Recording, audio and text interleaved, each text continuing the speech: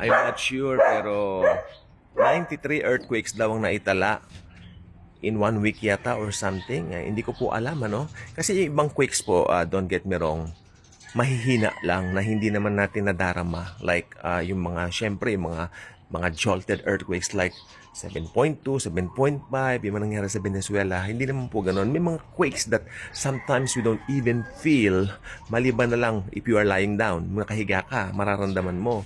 Kasi I remember 2015, sabi ng pinsan ko lumindol. Ako, during that time, may ginagawa ko busy ako lakad-lakad, ganun-ganon. Siya nakahiga. Naramdaman niya. Nandun kami sa isang lugar pero naramdaman niya, ako hindi. Yun pong ibig kong sabihin. Ano po? Kaya, ang earthquake ay, it doesn't follow that if they recorded 93 something earthquakes, it doesn't follow na naramdaman lahat, okay? Pero syempre hindi may ikakila yung karamihan din ng naramdaman malalakas po talaga. You cannot, ang tawag dito, you cannot deny the fact. Kaya itong earthquake po, isa po ito sa palatandaan ng end times.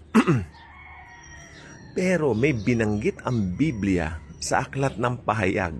If I'm not mistaken, Revelation chapter 20. Nandito raw po yung pinakamalakas na quake. Paki-comment po kung anong chapter yun. No? Minsan nakalimutan ko na. At yung pong quake na yon sa Great Tribulation po magaganap. Big one po ba yon? Hindi po yung big one. The biggest one. Pinakamalakas na lindol na tatama sa mundo sa Great Tribulation.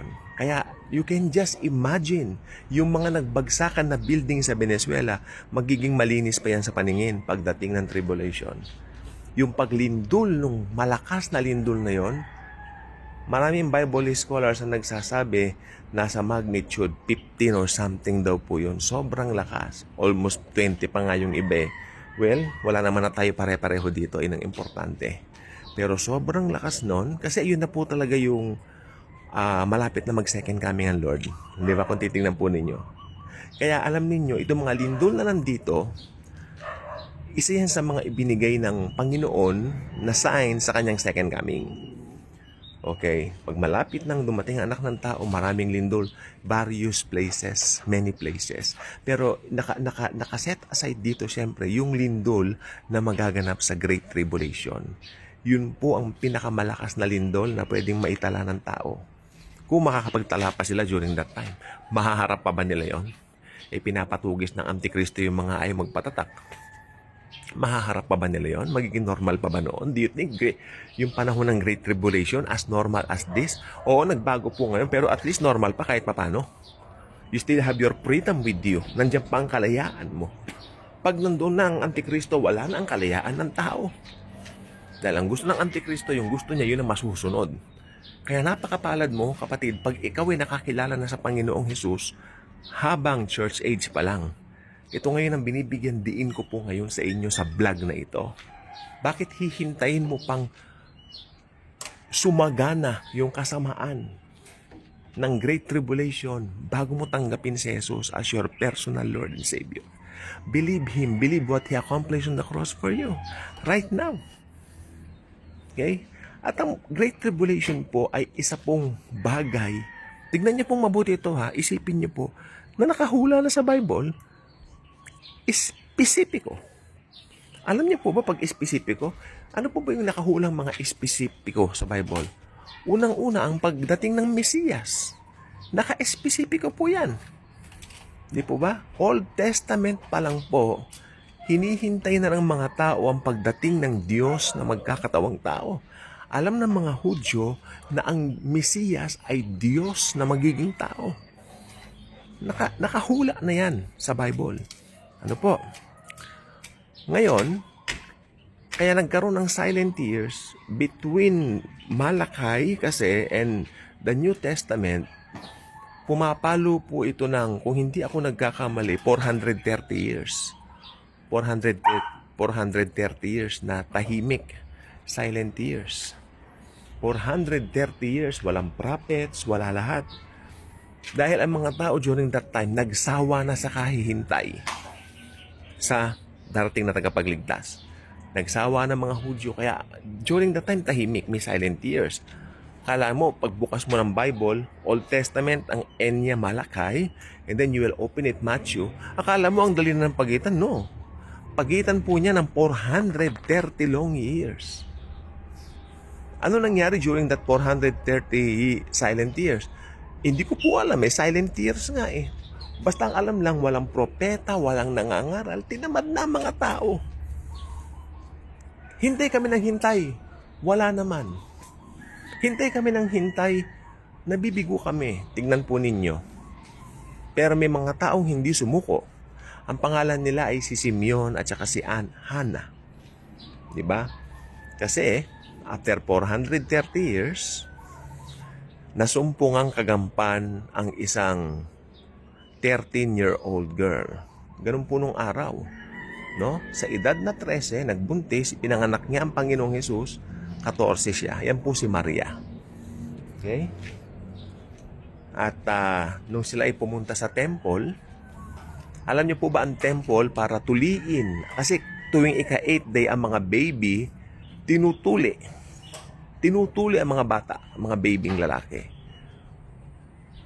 Meron sa temple, ang daming babies dyan. Puro bata, puro sanggol, nagkalat.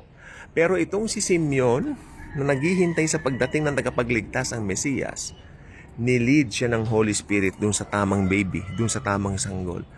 Kinarga niya ang baby at sinabi niya, Panginoon, pwede mo na po akong kunin. Nakita ko na po ang iyong pagliligtas. At meron ding isang babae ron na Hana ang pangalan.